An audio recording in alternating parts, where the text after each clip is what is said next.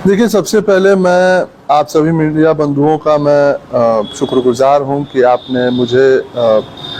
अपने समक्ष उपस्थित होकर अपनी बात रखने का मौका दिया।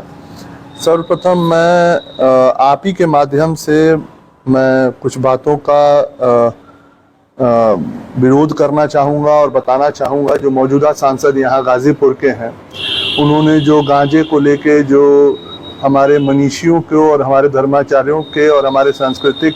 पर्वों पे जो उन्होंने प्रहार किया है, यह एक उचित स्थान नहीं है, ये उचित वक्तव्य भी नहीं है, क्योंकि वो एक राजनीतिक दल के सांसद हैं और जनता द्वारा चयनित किए गए हैं। तो कहीं ना कहीं उनको ये चीज़ समझना चाहिए कि ये दायित्व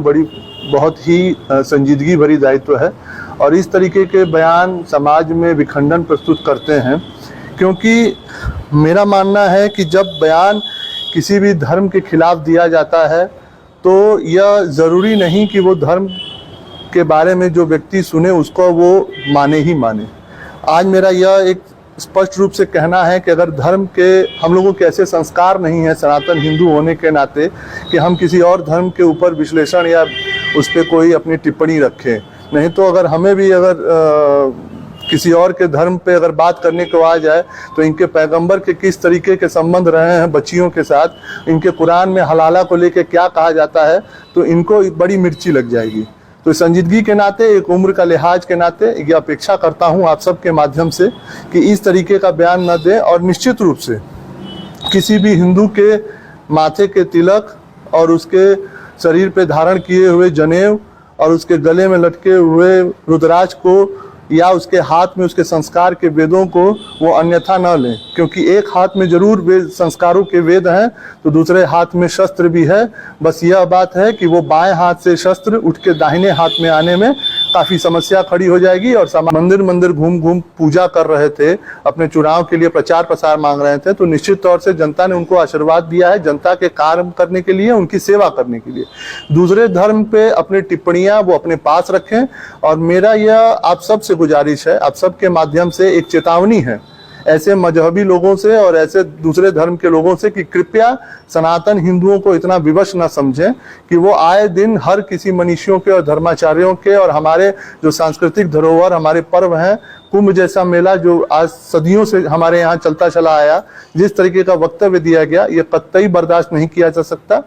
निश्चित तौर से ये आप सबको समझना है और खासकर ऐसे मजहबियों को समझना है कि अगर सौहार्द बनाना है तो हिंदू को छेड़ने की जरूरत नहीं है। आप अपने धर्म की टिप्पणियों को और उनके संस्कारों को जरूर आप बताएं, लेकिन दूसरे धर्म की टिप्पणियां करने की कोई आवश्यकता नहीं है। एक राजनीतिक व्यक्ति के मुंह से ये अच्छी बात नहीं लगती, शोभा नहीं देती है। निश्चित तौर से आज विगत 8 साल से पूजनीय महाराज जी की सरकार उत्तर प्रदेश में चलती चली आ रही है। उससे पूर्व 2014 से आदरणीय मोदी जी के नेतृत्व में भारतीय जनता पार्टी की सरकार बनी, जिसका तीसरा टर्म 2024 में शुरू हुआ है। आज हम आप सब देख सकते हैं कि सरकार की कोई भी नीति हो वो सीधे सीधे गरीब कल्याण के लिए गरीब के खातों तक सीधे उनके हाथ में पहुंच रही है। युवाओं को और आरक्षण को लेकर जो इन्होंने एक अपवाद फैलाया था, एक